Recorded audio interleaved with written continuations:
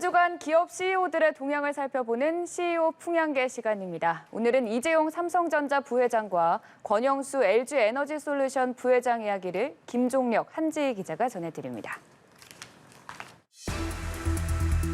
이재용 삼성전자 부회장 11박 12일 일정으로 유럽 출장에 나서며 글로벌 경영을 재개했습니다.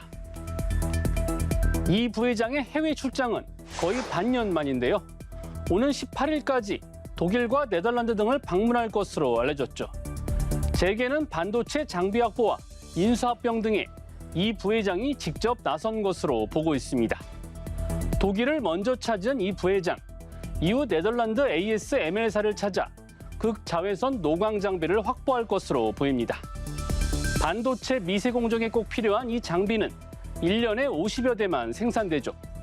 따라서 반도체 위탁 생산, 파운드리 사업에서 대만 TSMC를 따라잡으려면 확보가 필수입니다.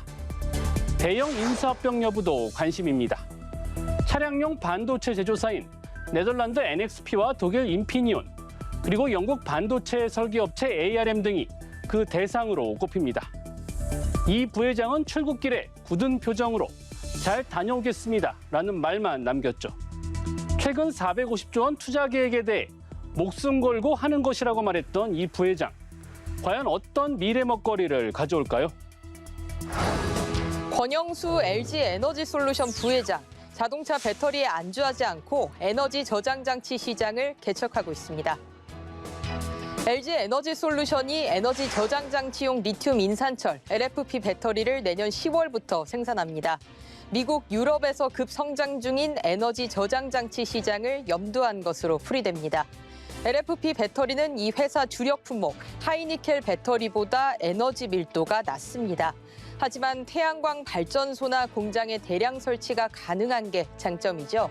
따라서 에너지 저장 장치 시장에선 단가가 낮은 LFP 배터리가 활용성이 더 높다는 평가를 받고 있습니다.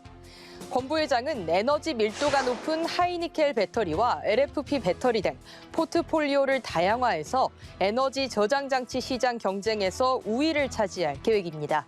업계에서는 권 부회장이 향후 차량용 LFP 배터리도 고려할 것으로 보고 있습니다. 기존 하이니켈 배터리로 고가형 전기차를 LFP 배터리로 저가형 전기차 시장 공략에 나서리라는 겁니다. 고 조양호 한진그룹 회장. 생전 사진에 각별한 애정을 보였는데요. 그의 3주기 추모 행사가 사진전으로 마련됐습니다. 조 전 회장은 중학생 때부터 사진에 관심을 가진 것으로 알려졌죠. 부친 조중훈 한진그룹 창업주로부터 카메라를 선물 받은 게 계기였습니다. 이후 국내외를 오가는 바쁜 출장 중에도 카메라는 잊지 않았습니다. 2009년에는 사진 124점과 작품 해설을 담은 사진집을 출간하기도 했습니다. 또 유망 사진가를 발굴하는 이루사진상을 제정했고 이 상은 지금까지 이어지고 있죠. 이번 사진전에는 조 전 회장이 생전에 촬영한 작품 45점을 비롯해 고인의 작품이 담긴 달력, 카메라, 여권 등도 함께 전시됩니다. 추모 사진전에는 조 전 회장 막내딸 조현민 주 한진사장도 참석해 눈길을 끌었습니다. 2018년 물컵 갑질 논란을 일으켰던 조 사장은 지난 1월 부사장에서 사장으로 승진했습니다. 해외 입국자 격리 의무 해제 등으로 항공업계가 들썩이고 있죠. 김입의 제주항공 대표이사 취임 2주년을 맞아 기자간담회를 열고 포스트 코로나 시대 전략을 발표했습니다.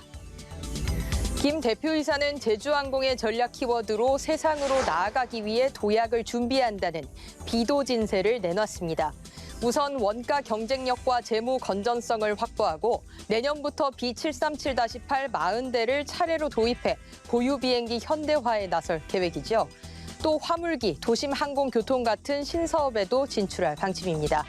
하지만 대한항공 아시아나 합병의 바람을 피하긴 어려울 것 같습니다.